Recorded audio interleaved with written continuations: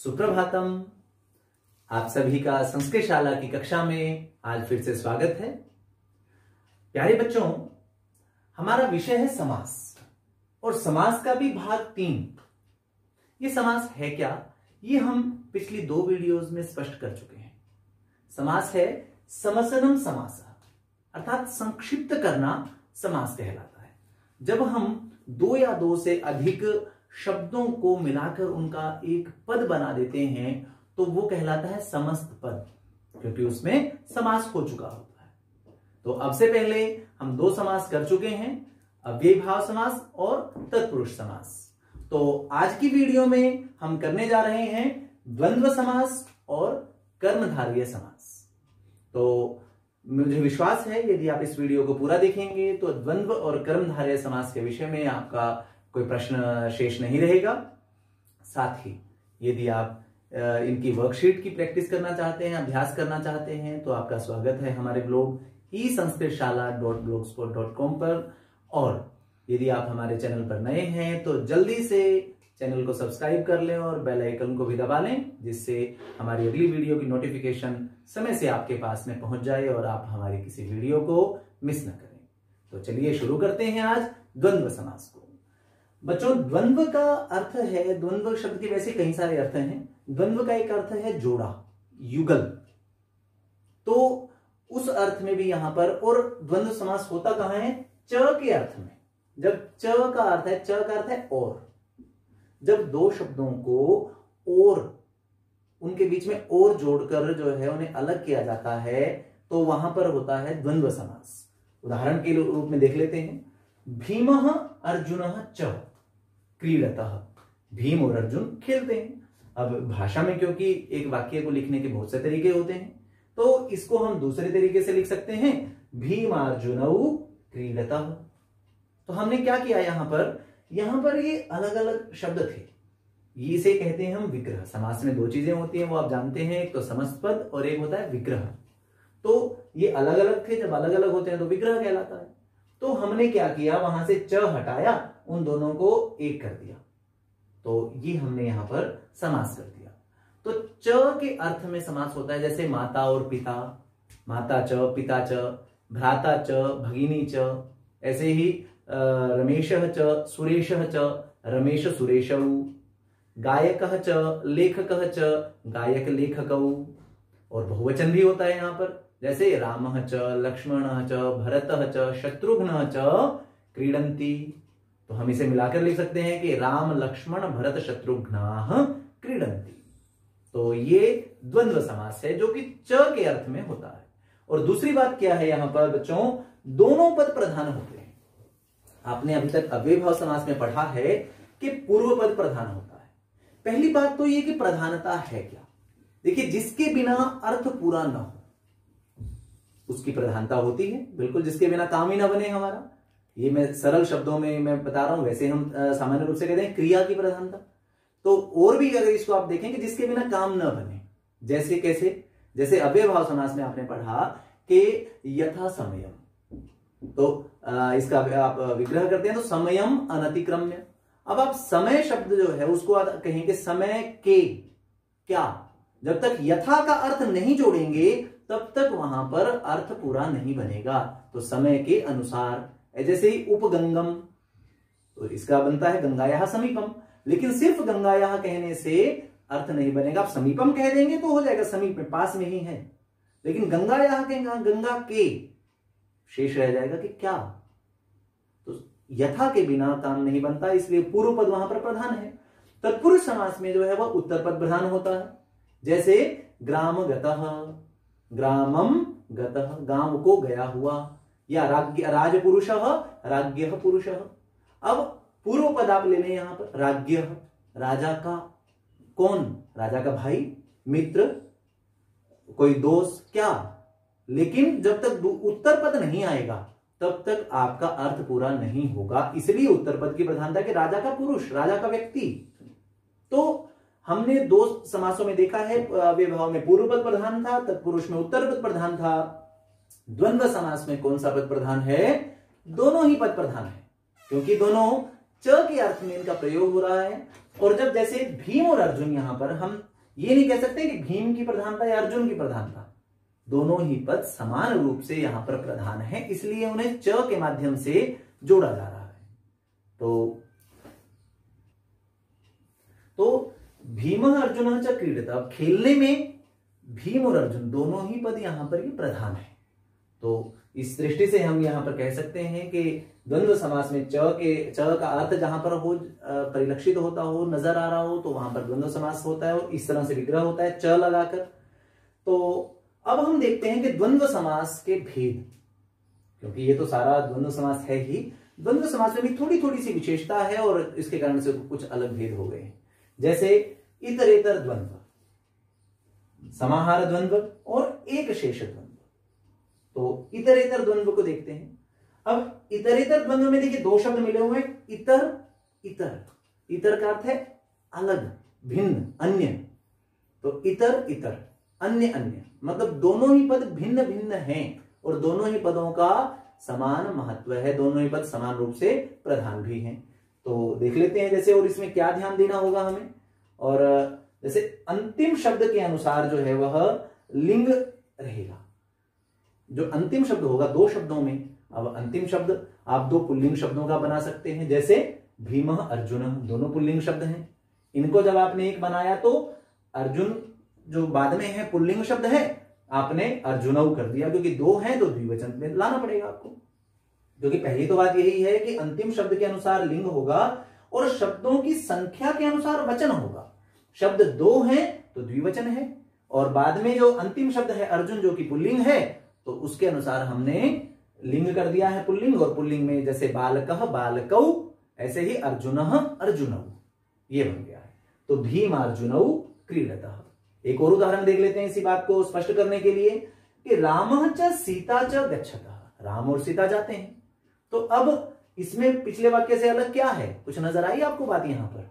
जी हाँ, पिछले वाक्य में दोनों ही पद क्या थे, पुल्लिंग थे, लेकिन यहां पर पुल्लिंग शब्द है और स्त्रीलिंग शब्द है। तो अब यहां पर यह बात आएगी कि अंतिम शब्द के अनुसार लिंग होगा। अब यदि राम पुल्लिंग है, हम राम के अनुसार लिंग नहीं चला सकते हैं, तो हमें सीता जो कि स्त्रीलिंग शब्द है उसके अनुसार लिंग चलाना होगा। फिर वचन, क्योंकि दो हैं तो द्विवचन होना ही है भाई।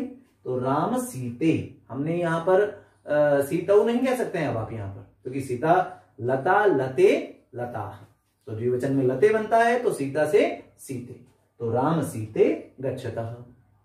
अब एक और उदाहरण हम इसका देख लेते हैं, क्योंकि शब्दों की संख्या के अनुसार वचन होना है। द्विवचन तो होता ही है देखिए द्वंद्व का में मुख्य, लेकिन बहुवचन जब बहुत सारे लोगों का जुड़े हुए वहां पर उनमें च का भाव हो, जैसे सुरेश रमेश मोहन च गायंती, कि सुरेश रमेश और मोहन गाते हैं।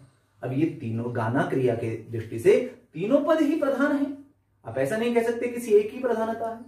तो हमने क्या किया, तीनों को हमने इकट्ठा किया, सुरेश रमेश मोहन। और क्योंकि अब वचन कौन सा आएगा, एक वचन तो एक के लिए, द्विवचन दो के लिए, और दो से अधिक जितने भी हैं उन सबके लिए बहुवचन है। तो यहां पर सुरेश रमेश मोहनाः गायंती, ऐसे हमने इसे बहुवचन कर दिया। तो इस प्रकार अन्य उदाहरणों का प्रयोग आप भी कर सकते हैं। तो ये हमने देखा है इतरेतर द्वंद्व। अब हम देख लेते हैं समाहार द्वंद्व को, क्योंकि है तो ये भी द्वंद्व ही, दोनों पद यहां पर भी प्रधान है। तो समाहार द्वंद्व में क्या अलग बात है जो उसे इतरेतर से अलग करती है, तो वो है कि शब्दों के समाहार का बोध जहां हो, समाहार कहते हैं समूह को, वहां पर समाहार द्वंद्व रहेगा। चलिए एक बात हो गई। दूसरी बात क्या है कि पद के अंत में जो पद बनेगा, जो एक समस्त पद बनना है, उस पद के अंत में नपुंसक लिंग एक वचन का प्रयोग होगा।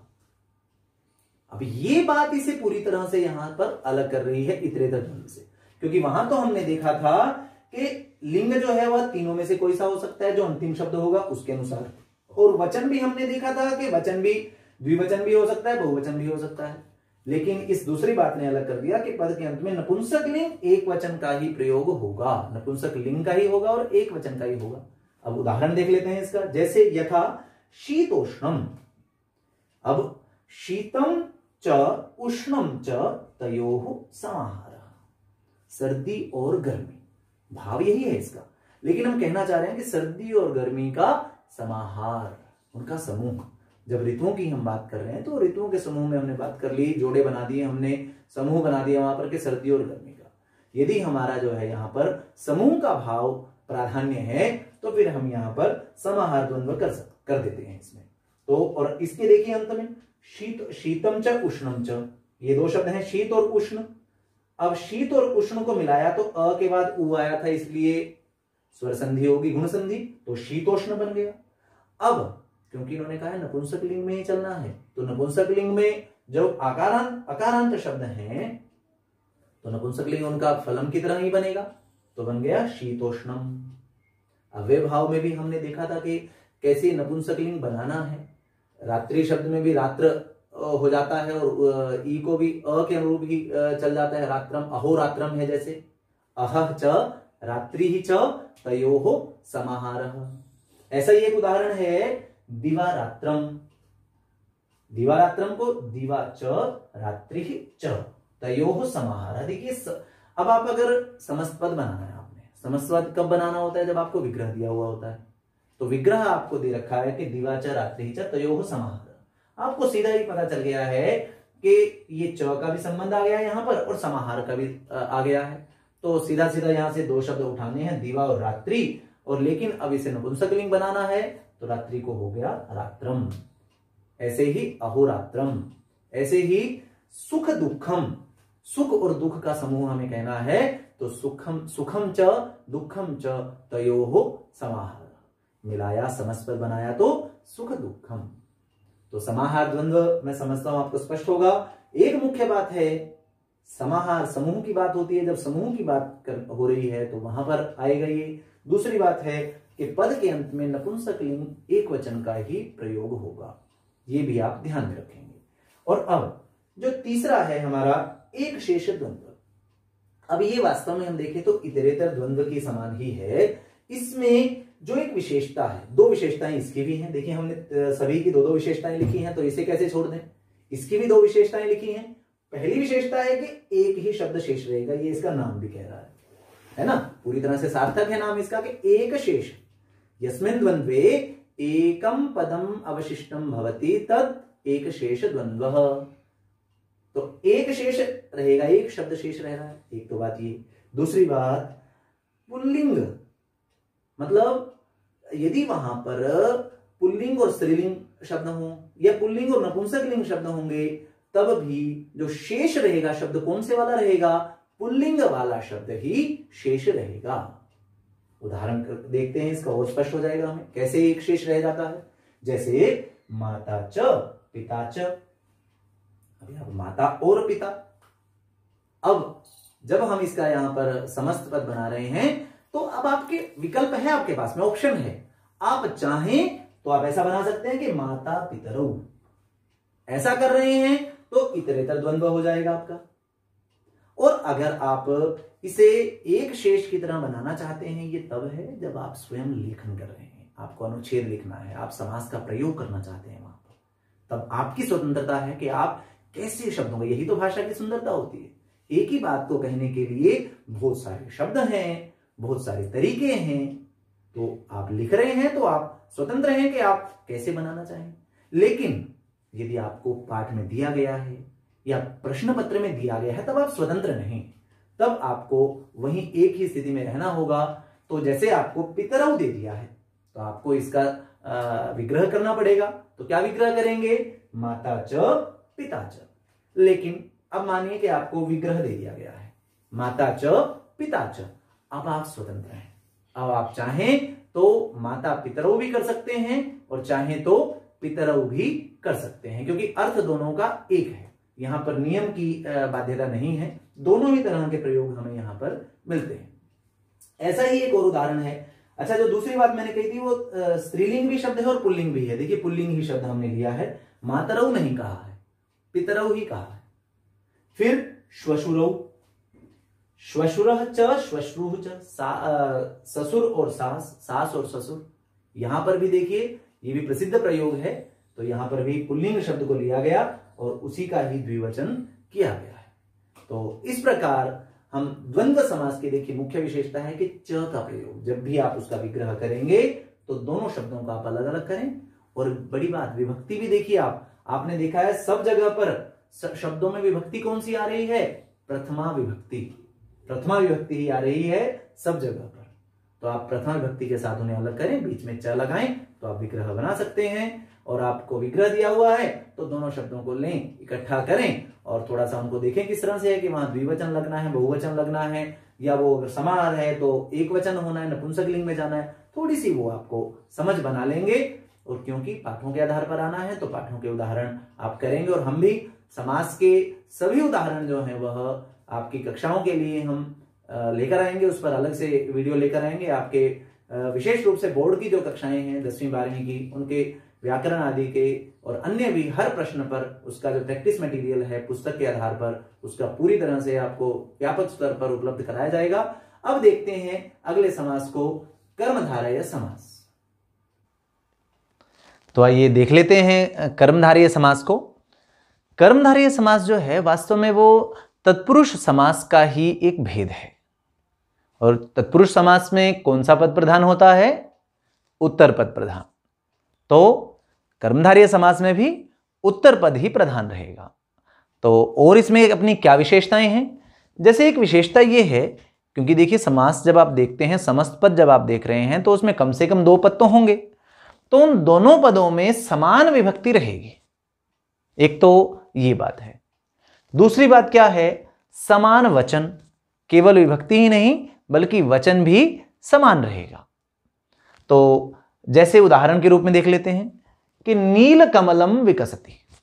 तो अब नील कमल जो यहां पर समस्त पद है, यदि आप उसका विग्रह करेंगे, उसे अलग अलग करेंगे तो बन जाएगा नीलम कमलम।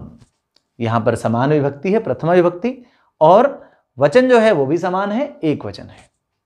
ऐसे ही अन्य उदाहरणों में भी कृष्ण सर्पः दुग्धम पिबति। तो कृष्ण सर्पः में 2 पद हैं जो, तो कृष्णः सर्पः।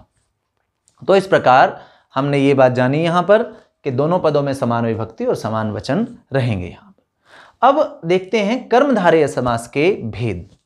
2 भेद हैं कर्मधारय समास के, विशेषण विशेष्य और उपमान उपमेय। आप विशेषण जानते हैं, विशेषण कहते हैं जो विशेषता को बताता है वो विशेषण होता है। और जब विशेषता बताई जा रही है तो कोई होगा जिसकी विशेषता बताई जाएगी, तो जिसकी विशेषता बताई जाएगी वो विशेष्य होता है। तो विशेषण विशेष्य कर्मधारय, ये किसका भेद है? और दूसरा भेद है उपमान उपमेय कर्मधारय। अब उपमान उपमेय कर्मधारय जब हम करेंगे तो इसके विषय में और थोड़ा विस्तार से बात करेंगे। पहले देख लेते हैं विशेषण विशेष्य कर्मधारय को। अब इसकी विशेषता क्या है? इसकी विशेषता यह है कि दोनों पदों में विशेषण विशेष्य संबंध मिलेगा, इसलिए तो इसको विशेषण विशेष्य कर्मधारय कहा गया है। अब दोनों पद जो हैं, जो 2 मुख्य पद होंगे, उनमें आपको विशेषण विशेष्य संबंध मिलेगा, मतलब एक विशेषण होगा उनमें से और एक विशेष्य होगा। तो देख लेते हैं। देखिए जैसे ये नील कमलम, ये विशेषण विशेष्य कर्मधारय का ही है, आप इसको चेक भी कर लें आप। कमलम विकसति, कमल खिलता है। कैसा कमल? नीलम कमलम। तो नील जो शब्द है वो कमल की विशेषता को बता रहा है, तो इसलिए नील जो हो गया वो विशेषण है और कमल विशेष्य है। अब 2 बातें तो देखिए इन्होंने पहले ही कह दी थी कि विभक्ति समान होगी, वचन समान होगा, और विशेषण विशेष्य में जो एक बात बच गई है वो भी समान है। क्या बच गई है? अंदाजा लग रहा है कुछ? क्या बात बच गई है? तो बात बच गई है विभक्ति की। कहा भी जाता है कि यदलिंगम यदवचनम या च विभक्ति ही विशेष्यस्य तल्लिंगम तद्वचनम सैव विभक्ति ही विशेषणस्यापि। लिंग, वचन और विभक्ति ये तीनों ही विशेषण और विशेष्य की समान होती हैं। तो जब विशेषण विशेष्य कर्मधारय की बात होगी तो आपको ये तीनों बातें समान मिलेंगी। देखिए नीलम कमलम में लिंग भी नपुंसक लिंग है कमल का, तो ये नीलम हो गया। और किसके समान? विशेष्य का जो लिंग, वचन और विभक्ति होगी वही विशेषण की भी होगी, ये ध्यान रखना है। अगला उदाहरण भी यही सिद्ध कर रहा है। क्या है? कृष्ण सर्पः। अब कृष्ण सर्पः दुग्धम पिबति। तो कृष्ण सर्पः ये समस्त पद है, 2 पद यहां पर हैं, कृष्ण और सर्पः। अब इनमें क्या संबंध है? अब इस संबंध के आधार पर ही तो आप विग्रह करेंगे। यदि आपको यहां पर संबंध, जैसे हमने द्वंद्व किया था, अभी यदि आपको च का संबंध लग रहा है और का संबंध, तो फिर तो आप कृष्ण च सर्पः कर देंगे। ऐसा भी कर देंगे, लेकिन वो सही नहीं होगा। आपको वो संबंध देखना होगा कि संबंध क्या है इन दो पदों के बीच में। यहां पर कौन सा संबंध है? विशेषण विशेष्य संबंध है, क्योंकि सर्पः जो है ये विशेष्य है, एक शब्द है, ये एक संज्ञा शब्द है, और इसकी विशेषता बता रहा है कृष्ण शब्द के। कैसा सर्प, कैसा सांप? कृष्ण। सांप के अन्य रंग भी होते हैं, अन्य विशेषताएं भी होती हैं, तो यहां पर कृष्ण होना उसका, ये उसकी विशेषता है। तो लिंग देखिए, सर्पः का पुल्लिंग है तो कृष्ण का लिंग भी पुल्लिंग है। विभक्ति प्रथमा है तो विभक्ति यहां भी प्रथमा है। वचन एक वचन है तो यहां पर भी वचन एक वचन है। और ये मैंने आपको बात बताई है, जो विभक्ति वाली बात, ये किसी उद्देश्य से बताई है, थोड़ा सा आप ध्यान रखिएगा, आगे कहीं आपको अलग मिलने वाली हैं कुछ चीजें इससे।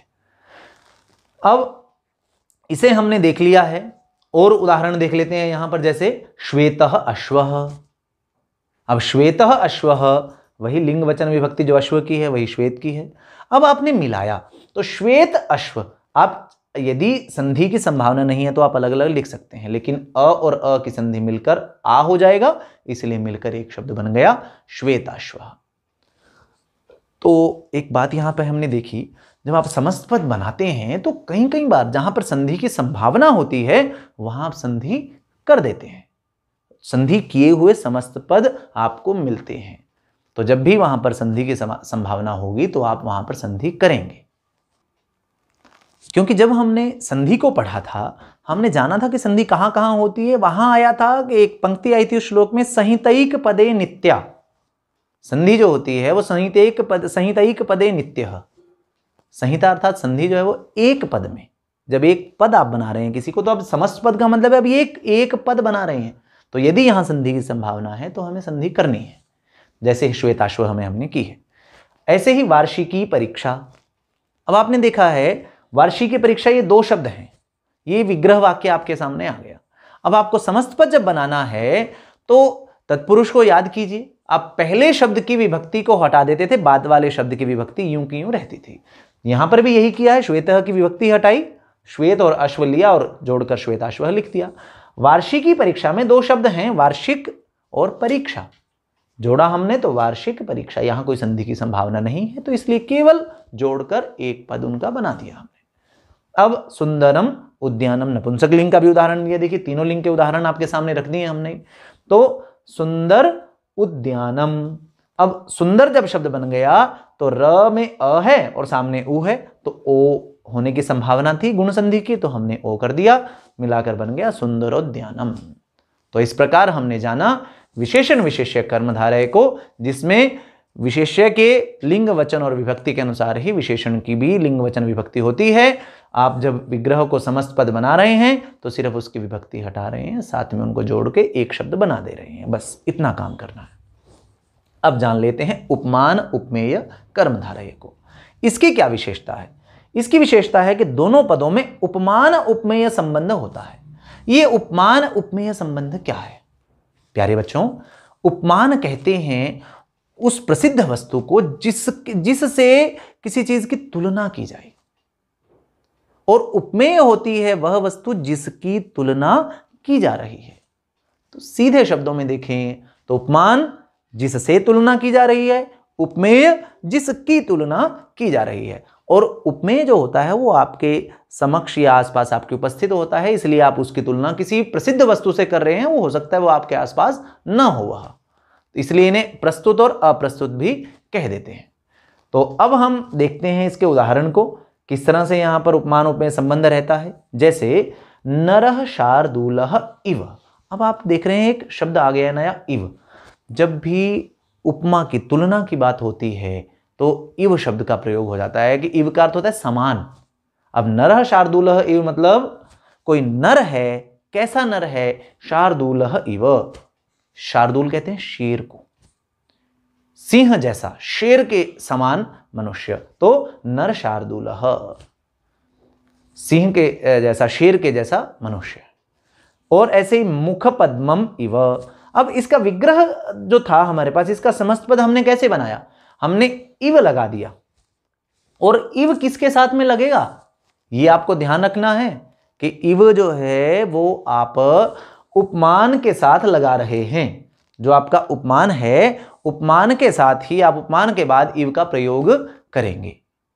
तभी आपका अर्थ सही निकलेगा। यदि आप इव का प्रयोग उपमेय जो नरह है उसके साथ में कर दें तो नरह इव शार्दूलः, तो अर्थ क्या निकलेगा?